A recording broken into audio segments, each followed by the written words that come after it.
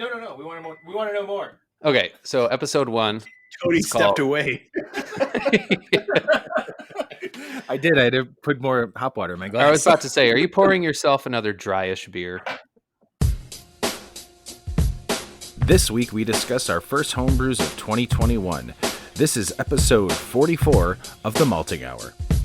What's the haps on the hops? Got yeast, that's bees. This the Molten Hour where we talk about our drink and tell you what we think every other week. And if we get drunk, well, we might slur our speech. Got the gift of gab, the friends you wish you had. Join us for a drink, join us for a laugh. Time is never wasted, where you getting wasted. The Molten Hour here, people take your places. People take your places.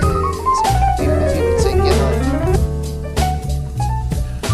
Welcome to the Malting. Okay. Hey, does somebody else want to say welcome to the Malting Hour this time? Welcome to Malting Hour, where we malt. See, not as good as you. Welcome to the Malting Hour. We are here. We're coming to a close on dry January, which for Clark has been dryish, and for me it ended up being a little dryish as well. But here we are. This is going to be a different type of episode where we're doing a shorter episode. Actually, first off, my name's Tony Golick, once one of the hosts, joined always with Brandon Winninger. And sometimes Clark Fettridge. Welcome, guys. How are you guys I feel doing? like that should be a song. Tony and Brandon, and sometimes Clark. Living in the 90s, even though it's the 80s. I think that's a project for 2021. Well, right. I'll talk to Myke, who already does our theme song. Maybe we can get him to do a little. Well, hey, my sister's fiance wanted to do something. Like, hey, here you go. Do you think that's what he had in mind, to do a little jingle? Yeah. Well, Clark, maybe you should just do it. I mean, you already kind of had it right there. Yeah, well, Yeah, right. I'll get working on it. Well, it's kind of based off of a sitcom idea, where it's these people, like 3 people specifically, Tony, Brandon, and Clark, are living in the 90s, but it's really the 80s. And that's like the whole story. It's kind of silly, I'd watch that show. Yeah? I'd watch that show in a heartbeat. I don't really think I understand the premise and how it actually works. Well, there's a couple different ways we can go. Is this like WandaVision? Kind of, yeah. Oh, okay, good. Okay. Anyway, Let him keep talking. Let him keep talking. Okay, yeah, keep going. Yeah, keep Okay, going, so Clark. it's set in this town called Wallabyville. And again, they're living in the 90s, but it's really the 80s. So, hilarity ensues. Is that enough? No. We want more. We want to know more. Okay, so episode 1. Cody stepped away. I did. I had to put more hop water in my glass. I was about to say, are you pouring yourself another dryish beer? It is a very dryish beer. It's my hop water, which all 3 of us are drinking, correct? Yes, we are. Mm-hmm. What do you guys think of it overall? Honestly, Like, I is there like it better anything- than... I got a 4-pack of the Lagunitas a week or 2 ago, and I don't know if it's because my smell and taste are coming back more and more, but I like this better than that, to be honest. Oh, thank you. Sorry, I actually had to step away for it. Are we actually recording an episode right now? What you missed was NBC just called, and we got a pilot. We're Sweet. on our way. Yeah, we got a huge budget too. It's going to be We're going to great. call it Not Seinfeld. Perfect. No, I like Tony it. was asking about his hop water, and I said I think it's better than Lagunitas. Oh, very nice. Yeah. Yeah, so You know what? I like this bottle. So this is the second one. I drank the first one. I like this one more than I did the first one. better carbonation, or you just in general just liked it more? I don't know. Maybe because I haven't really eaten anything in a while. So I think last time I'd had, it was like It's been a couple snacking, and days. I had this with dinner. Like, Oh, okay. I feel like the flavor is a lot better than Right. than I noticed before. So I enjoy it even more than I did. So. Oh, well, thank you very much. Those are both of you very kind words for this. I literally have nonstop drinking this hop water. Like I come home and I'm just constantly drinking it. I'm probably halfway through the 5-gallon keg, to be honest. Why not? So. Will you remind everyone out there and myself what's in it and how you went about? Sure. Yeah. Okay. So actually, this is a little different from when I did the 1-gallon test batch. I didn't boil the water. I didn't filter the water. I just use tap water from my upstairs sink, 5 full gallons, put it in my mash and boil, got it up to 170, added, so the recipe that I was following says 2 grams per gallon of hops. So I ended up adding 10 gallons, 10 grams of Centennial hops to steep for 30 minutes at 170 degrees. I also poured in some lemon juice, which next time I think I need to, That's right. measure, because I just dumped some in there to be like, okay, let's get the pH down. But I feel like that lemon also really helps bring out the citrusness of the hops as well. So it's kind of a nice like balance or accent, I should say, to the hops. And then that's it. I cooled it down, threw it in my keg, and carved that puppy. That's it. It's super easy to make. I'm looking forward to. I need to go to a homebrew shop tomorrow, my local homebrew shop, to get some hop bags for the stout, my 1 gallon stout, because I need to add the oak chips this week. But I think I'm gonna grab an ounce or 2 of some other hops to play around with this beer, or with this water. Very cool. Speaking of beer, this episode we're gonna discuss this. I guess we can consider this almost like part 1 of what we're doing, because as we said on our last full episode, that this year we were talking about what beers we were going to brew, what we're looking forward to in 2021. We all ended up brewing, which we didn't really plan, did we? I don't think so.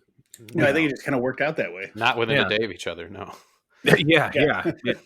Clark and I brewed last Sunday, and Brandon, you brewed on Monday, correct? Correct. So we're going to talk about, it's probably be a shorter episode. We're going to talk about the beers that we brewed. And then the following episode will be us discussing the beers, because, well, except for maybe Brandon's, you'll find out why. His beer probably will not be ready, but at least we'll have 2 beers that we can drink, and it'll be, the end of dry January for us. Almost. This doesn't really make it driest January for you, Brandon, because you're only having 2 beers before you're done with dry January in February. Correct. Yeah. So I have not broken dry January. I have, but I did it twice, which I'm okay with. And I lost 14 pounds. Yeah. Whoa, dude! Congratulations! I've dropped 8. I've dropped 8 pounds. Yeah, and you know what? It's I don't attribute that. Well, probably not drinking helps, but I got back to like kind of tracking the stuff that I'm eating. We were doing Noom before, and I got back on that, so that's been helpful. Yeah, I started doing the same, just watching the calories of everything that I eat, and realizing, oh, okay, maybe I don't need to eat that much. But this isn't the waiting hour. Yeah, this is the malting hour. So, Clark, do you want to talk about? Well, actually, Brandon, why don't we talk about what beer you did first, and why you did it? So I've been wanting to do a Belgian triple for a while. It's just been something that, I love Belgian triples, and I had a couple Belgian beers in December, reminded me how much I loved Belgian beers. So I actually was just kind of looking up like, traditional styles for the spring, and I laughed because some sites like, oh, Belgian triples. I'm like, what, in the spring? I was like, I guess. So I mentioned it to Tony, and Tony was like, why don't you try brewing the pedestrian Belgian triple that he had done? Did you do that last year or 2 years ago? 2 years ago. I think that was the that was like, we talked about doing that on episode 1 when it was still the 212 roundtable. Yes. Yeah. So I remember you doing that. I had it. It was good. And so you sent me the recipe, and I spent like a day or so kind of playing around with it. And I did a lot of reading just to kind of see what other people use in their Belgian triples. So I made some changes. So it's a different beer. So same base recipe, but I added some stuff. I changed the hops. I changed the sugar. So you had used just table sugar in there, and I had actually switched it out with kind of an amber Belgian candied syrup. So tried that. Also did, I added some carapils in there because I read a lot that if you don't use it in Belgian triples, you don't get as a good of a head that you would on a triple. So I I was like, all right, well, I want a little bit of a head on there. So I threw it's literally like 8 ounces in there. So I kind of broke up the hops. And this was kind of like my first time, really playing around with the numbers and the grain and like trying to kind of maintain the same original gravity, keep it dialed into the same ABV. So it came in at about 9.6, which is what yours came in at. So that's what I was aiming at. Your original OG was 1.085. Mine, I was a little shy. Yeah. No, yours was 1.081. Mine was 1.085, correct. And then I came in at, I think, 1.082. I let it sit there for a while. I started looking at it. It was closer to 1.083. So did really well on that. I freaked out a little bit when I pitched. So this was my first time ever using a wet yeast. Mm-hmm. So I had used the White Labs yeast, right? Yeah, the White Labs WLP 500. It is their Trappist ale yeast that claims to have come from a Belgian monastery. Ooh. So I thought that would lend some nice flavors to the beer as well. But again, like first time I pitched that, threw that in there and didn't really do anything. It was 24 hours. And I remember messaging Tony. I'm like, fuck this wet yeast, man. I don't know what happened. This thing's not doing anything. And I had the room. I had the temperature in my room set to like 68. So I have it. I literally, when I ferment, I keep everything in my office, and I have a space heater in here that's temperature controlled. I have everything else kind of closed off, so the house, the heating from our central heat doesn't come in here. So it was nice and cool, 68 degrees, because I was kind of reading that you can do it in stages. Start at 68, it'll start to ferment, and then, kind of gradually increase the temperature. So that was my plan.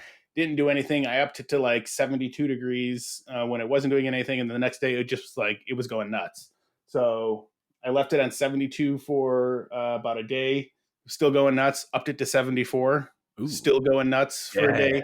Upped it to 76 in here, and it's still going. So, yeah, the change in temperature will bring out different flavors from the yeast. So I think it's really cool that you're taking this recipe and making it your own. And I wanted to backtrack when you said you had tried the beer. I actually gave you the rest of that keg, and you had it on tap at your house for a little bit. Yes, I remember that.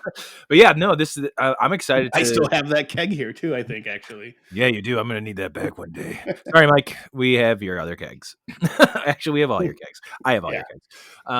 Now I'm excited to try this, and the reason why we said we're probably not going to drink your beer is that it's still bubbling away, right? Yeah, it's not going anywhere near as crazy it was before, but I'm getting a solid like 3 or 4 bubbles every like 5 to 10 seconds. So yeah, you're better off just letting it sit for a whole another week. I'm going to do it until it dies, and then so my plan is literally let it go until it stops, and then maybe give it another week to just sit. Yeah, and then I'm going to transfer it, put it, going to keg it right away, and then just put it in the fridge, and then just let it sit there until closer towards the end of February, and then we'll pop it on and see what it tastes like. Cool. That's exciting, man. I'm looking forward to it. I even remember when I did a Belgian triple a while ago, a number of years ago, even after I kegged it, it still needed a good couple of weeks or a month or so until it really kind of turned into what I wanted it to be. So as you're saying, it could be a little while. Yeah. I feel like I learned with the stout that we did, Brandon, that, there's certain beers that I like to just get to, and that's why I've been using the Myke yeast. Like I want to drink it right away. I'm learning that patience is our best friend here when it comes to these beers. I mean, the 1 gallon stout that I did of our recipe is still sitting there. Like I said, I'm adding the oak chips. I'm going to keg it, I think, next weekend. So for the following weekend, which is Super Bowl weekend, Super Bowl Tony coming at you. For my birthday, that's when I'm going to put it on tap and give it a try. But yeah, I did that with this beer as well, the one that I brewed, kind of letting it sit. I mean, granted, we're gonna burst carbonate it, but I'm nowhere. I mean, I could have seeing this beer. It was done fermenting. Right, not necessarily done fermenting, but it was done bubbling in the airlock. I want to say Wednesday.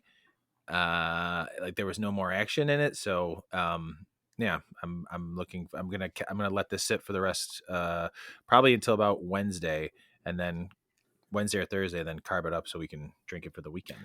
Speaking of beer sitting around, don't we still have like 10 gallons of that barrel aged Soul Survivor?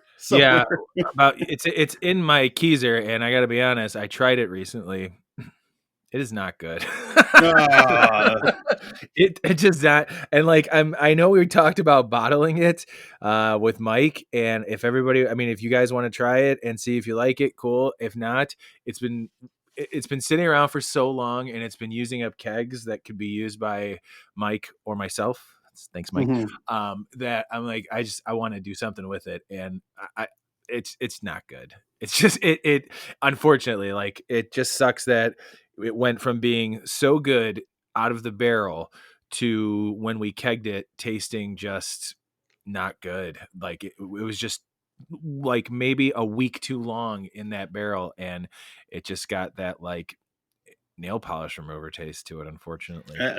Yeah, it's kind of like my barrel aged stout that I did. Like, I remember that started. I still have a couple bottles, so why don't we pour some of yours, and I'll bring a couple bottles, and we can taste Do test a side by side. Actually, we should do that. We really Why should not? do that. Yeah. We can talk about some off flavors for barrel aged beers. There you go. So Clark, why don't you? Brandon, are you sorry? I know I cut you off. I don't know if you have anything else more to say about your triple. No, I mean that's pretty much it. We're gonna let it sit, and then we'll see what it tastes like. We can maybe that one could be an after the final pour or something like that. Cool. Or we can just talk about it on another episode when we're brewing beer. Yeah, Clark, what did you throw down on? Well, on our last episode, I believe that was the last episode, I spoke about how I want to go back to some of my old time favorites, some of the, I guess you can say, more basic beers I've brewed in the past, instead of doing juicy, high ABV, double dry hopped and specialty beers, pumpkin with 69 different spices. So I opted for my Fudgy Dust, which is basically just a Zombie Dust clone. There's nothing too exciting about it, but I thought, you know what? I'm going to need something on it's got some hop, a little bitter, and that more than just myself will want to pour some. So that's how I got there. It's all Citra, as I'm sure many of you know. Just a lot of Citra. I did only do a 2.5 gallon batch, so everything was chopped in half, which for myself, I'm starting to enjoy these 2.5 gallon batches because it's just enough and it doesn't sit there for months on end, and then I can move on. Well, especially with an IPA, exactly, the longer it sits there. Yeah, but no, I went down to another shout out to Gnome Brew, put my order in online, and went by another 45 minutes later and picked it up. It's pretty darn easy, as I know you guys use them a lot. Yeah, that's the Gnome Brew is great. Their whole setup and an easy pickup, and when it's ready, it's pretty awesome. Yeah, what's crazy, like when I did my order, I picked it up on the Saturday before I brewed, and I didn't actually put the order in. I submitted it they open at 11, and I submitted it at 10:45 in the morning, and then it was right at 11.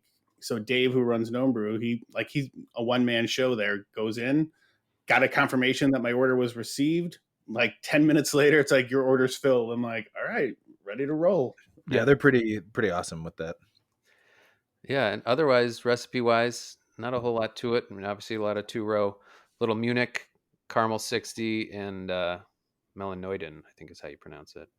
Mm-hmm. And about 4 ounces of Citra go into it. I dry hopped 1 ounce yesterday, so I'll let that sit for a few more days. And yeast-wise, just went with a White Labs English Ale.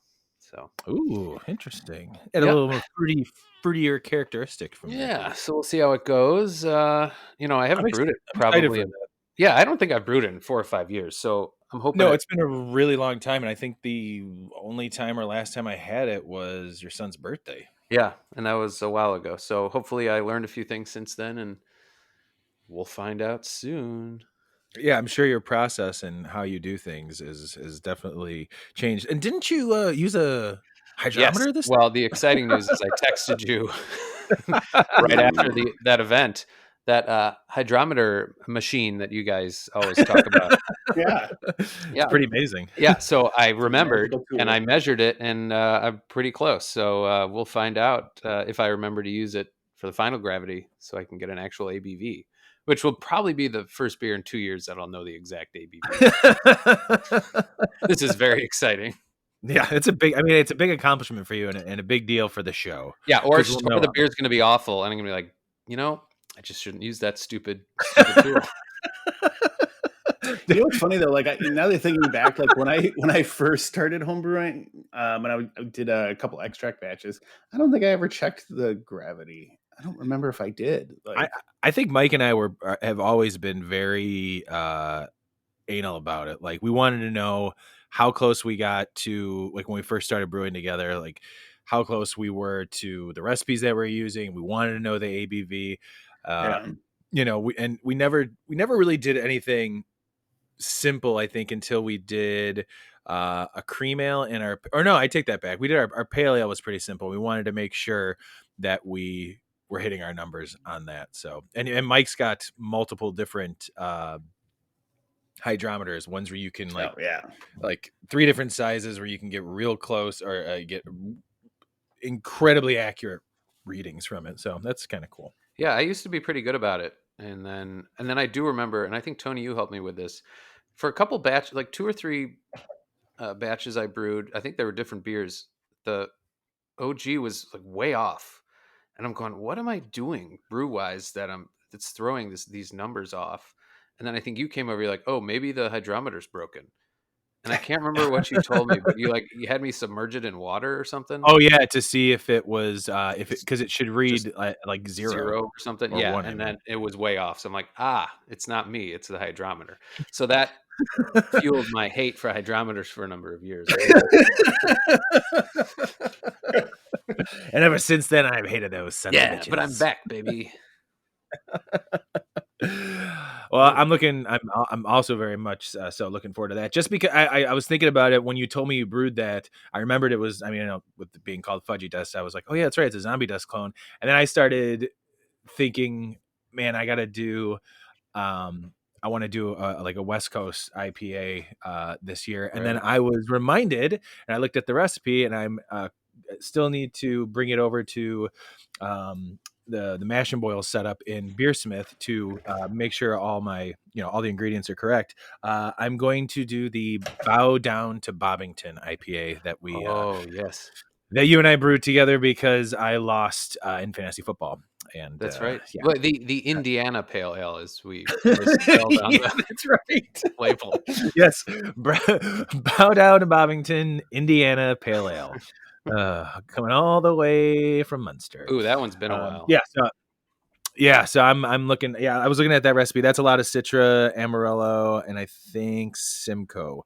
So 3 different hops, and I think I'm going to do that this year, maybe in the spring. Okay, well, let me. I don't mean to interrupt you, but I searched it on Untapped just to see when it looks like the last time. Ooh, that's quite a label too. Maybe we'll have to break some of those out again. 2014, I think, was the first time we brewed it, and it looks like we did it again the next year. You did it again. Yeah. In 15. Now, again, for all of you that don't know, this is out of Dick Duran's Ale House. That's our private joint brewery when we brew together. We're looking to open a location, but what I'm trying to get to is there's a bunch of check-ins between the two of us, and then February of 2018, someone named Deanna B said they were drinking a Bow Down to Bobbington by Dick Duran's Ale House. So apparently it's out there and it's available. Did we open up the brewery and not know about it yet? Yes, so I'm going to take a look at Deanna here, Deanna B. They drink a lot of beers, so apparently they got their hands on a Bow Down to Bobbington somehow. Wow, aged, of course. And it says they drank it from a bottle. They specify. Which did you leave these out on the lawn or something for? Yeah, and someone found it 3 years after. Yeah, and the hops. Did they rate it at all? They give it 3. So hey, the hops have faded, so it makes sense. So 3 is pretty good for a 3-year-old IPA. That's hilarious. Oh, I love those things on Untapped. Yeah, when Myke and I had a couple of beers that we did together, we would get random check-ins. And I remember going on there and I go, hey, thanks for the check-in. There's no way you drank this because it's my homebrew. Right. Well, I'll send a message God. out to Deanna B and see what the. I'd be like, hey, where did you get this? Just out of curiosity. Or I'll just respond, thanks for drinking. Or thanks for finding us. Is that how? Yeah. Yeah. Thanks for finding us. Right. Oh God. Anyway. Well, yeah. So I'm gonna attempt the bow down about. We'll send her a fresh bottle this time. Maybe we'll get a higher rating. But yeah, I'm gonna try that sometime this year. But for the beer that I did, it was the first beer that I had to break dry January was I ended up drinking Freedom of Expression, I believe.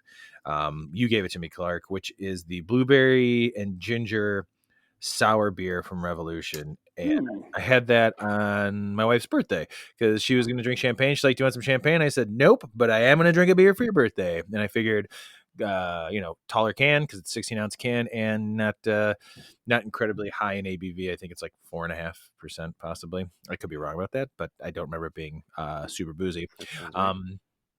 It was delicious. And I remembered last year is when I started doing my sour experiments with kettle souring. And I also did like a sour apple cranberry cider last year as well. That I just popped up in my memories on Facebook, and I really want to do that again. I think I might do that again because that was just really tasty and refreshing. So I wanted to make something refreshing, and right before I started dry January, I had Off Color's beer for tacos, and that is, I believe that is a lime goza, and so that's what I did. This is the first time I'm doing a goza, so I'm pretty excited about that. And I was looking online on what's the best way to. So I'm making a lime goza. I was looking online to the best way to add the lime flavor. A lot of it was adding, some peel or the zest from limes at the end of the boil. So I did that, and then when it comes time to kegging it, I'm actually going to add about 5 ounces of lime juice, and I'm also going to add some sea salt to get the saltiness that comes with the goza. So the way I'm describing this beer to people is like, imagine a carbonated melted margarita. That's kind of what I'm hoping for. It's going to be at about probably about 5.5%, depending on where I finish.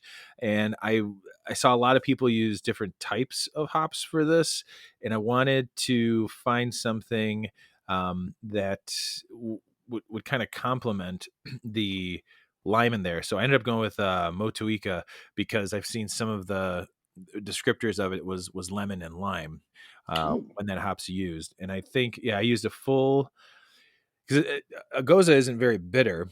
So I used 1 ounce that only was in the boil for 8 minutes. When there was 8 minutes left of the boil, that's when I added it to the beer. So it's basically 50% wheat, 50% or white wheat and 50% pale malt. And then I added a pound of acidulated malt as well. So I'm, like I said, it's the first time I've done it. So I'm hoping that it meets my expectations of a goza, especially with the lime and salt in there. I think it'll be a nice, refreshing beer to have on tap, to when I come home and want to have a beer. And did wonder you how that? Go ahead. No, go ahead. I was kind of going back to the Motueka hops. I was like, I wonder how that would play out in some hop water. Good thinking.